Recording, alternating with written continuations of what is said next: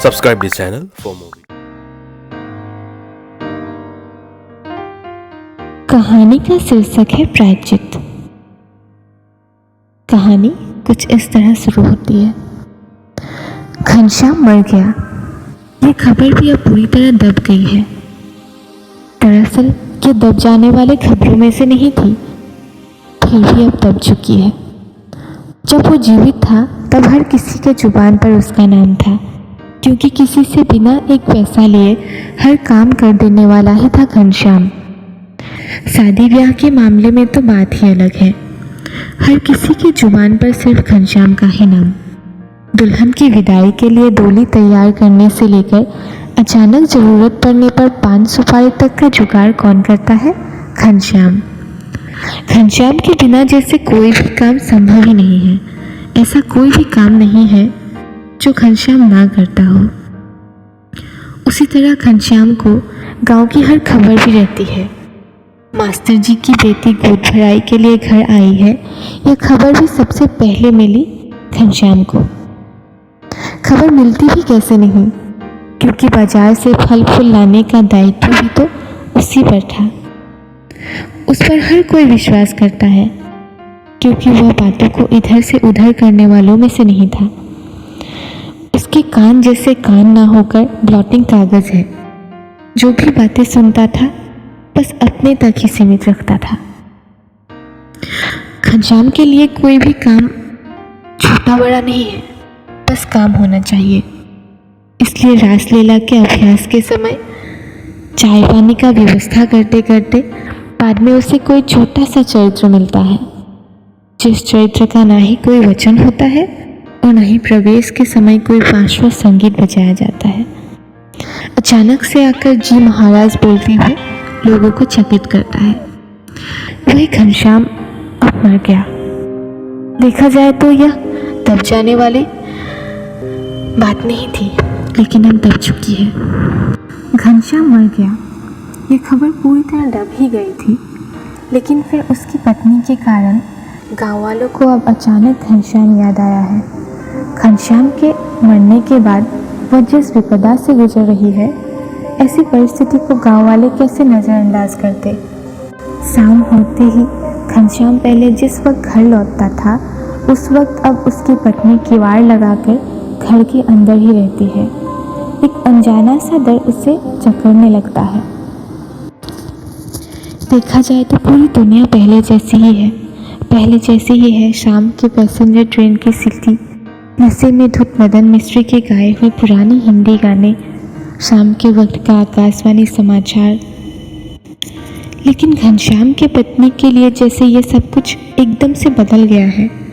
उसे आजकल ऐसा लगता है जैसे ट्रेन की सीटी सीधा उसके घर की तरफ आ रही है। मदन मिश्री के गाए हुए गानों के सुर उसकी दहलीज तक आते आते जैसे और ऊंची हो जाती है। और तो और आकाशवाणी के समाचार भी मुसीबतों का चरम सीमा पार कर देता है। डर के मारे वो बच्चों को सीने से लगा लेती है, लेकिन फिर बच्चों के सवाल उसे और ज़्यादा व्यथित कर देती है। बच्चे सबसे ज़्यादा एक ही सवाल करते हैं कि पिताजी कहाँ चले गए। वो समझाने की कोशिश करती है कैसे गांव वालों ने उनका श्राद्ध करते हुए उन्हें स्वर्ग भेज दिया। माँ ऐसा कहकर बात को ख़त्म करती ही है कि तभी बच्चे फिर नए सवाल शुरू कर देते हैं। स्वर्ग कितना दूर है? जवाब खोजते हुए वह भी आकाश की ओर देखती रह गई। शायद उसी तरफ, बहुत दूर है। जो लोग मृत व्यक्ति को स्वर्ग भेज सकते हैं, क्या वो लोग हमारे लिए थोड़े सुकून की व्यवस्था नहीं कर सकते? ऐसे जटिल सवाल बच्चे अपनी माँ से नहीं कर रहे हैं। बच्चों के सवालों का जवाब देते देते माँ का मन अनेक सवालों से घिर जाता है।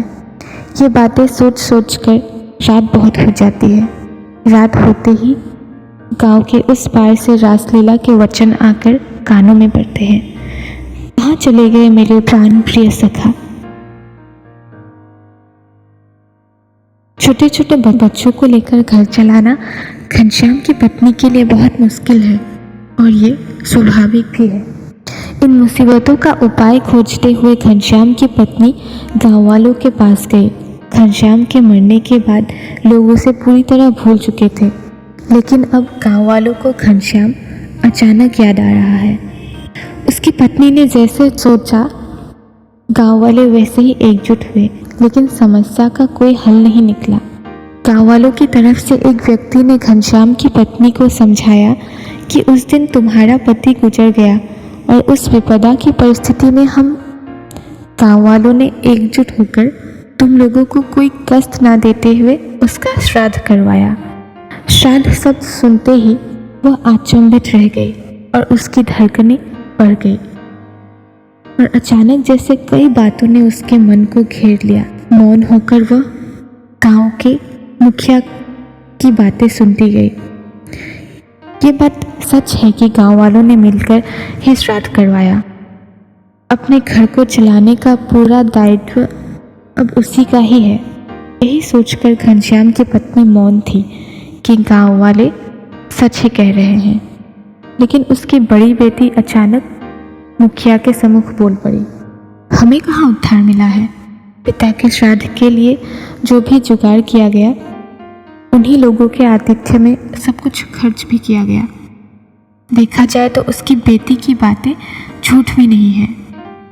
और तो और इतना इंतजाम किया गया, लेकिन घनश्याम के घर वालों को खाना भी नहीं मिला।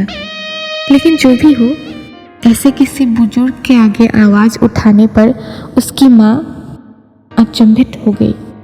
गुस्से में वो बेटी पर हाथ उठाने लगी। इस बात को लेकर सभा आयोजित करने पर लोगों ने उसे छोटी बच्ची समझकर माफ़ कर देना तो दूर की बात है, इतना शोर मचाया कि कोई किसी की आवाज़ नहीं सुन सका। खेतों में टांगी हुई पुतले की तरह दिखने वाले एक आदमी ने उठकर गुस्से में बोला, इतनी छोटी सी बच्ची इतना कुछ कर गई, इसको तो अब। घनश्याम की पत्नी ने जिस समस्या का समाधान करने के लिए गांव वालों को बुलाया था, वह समस्या ही रह गया। अंततः यह सिद्धांत लिया गया कि घनश्याम जो हर किसी को हंसाता फिरता था, अब उसकी बेटी ने जो अपराध किया है उसका प्रायश्चित करने के लिए उसे गांव वालों के आगे घुटने टेक कर माफ़ी मांगनी पड़ेगी। किसी ने ये बात उत्थापित किया ही था कि लोग अब मूल्य विचार करने लग गए। इस मामले में घनश्याम की पत्नी कुछ बोलना तो चाहती थी, लेकिन मौन रह गई। लोगों की ओर देखते हुए वह बिल्कुल थम गई। अब वो क्या करेगी? जिस समस्या का समाधान करने के लिए उसने गांव वालों को बुलाया था, उसका समाधान तो नहीं हुआ, बल्कि एक और समस्या ने उसे घेर लिया।